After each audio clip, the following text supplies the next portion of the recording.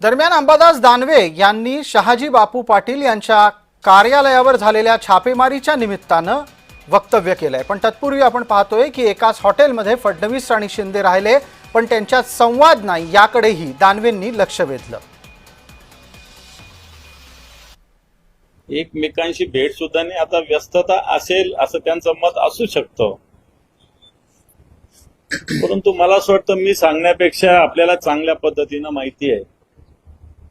सभा एकाच ठिकाणी त्यांच्या आज होत आहेत, एकाच वेळेस होत आहेत, 5, 10, 15 मिनिटाचा फरक आहे फक्त। परंतु एका हॉटेलमध्ये राहून एकमेकांशी भेटायचं सुद्धा नाही किंवा भेटले सुद्धा नाही, हे दोघातील आताच्या घडीला काय संवाद आहे हे दर्शवितात। मला असं वाटतं आंदोलन करण्यापेक्षा आता तांत्रिक दृष्ट्या त्याच्यावर अभ्यासाची आवश्यकता आहे। आंदोलनाने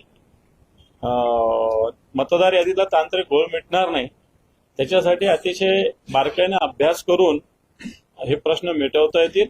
निवडणूक आयोगानं त्याच्यात सकारात्मक पाऊल आता तरी उचलल्याचं आम्हाला दिसतंय। आम्ही सगळ्या प्रभागातले जे ऑब्जेक्शन्स आहेत ते निवडणूक आयोगाला सादर केलेले आहे। याच्यात अधिकारी दोषी आहे, अधिकाऱ्यांनी जर चूक केली तर हायगाय त्याच्यावर कारवाईची हायगाय सरकारने निवडणूक आयोगाने करू नये, अशा प्रकारची भूमिका आम्ही घेतलेली।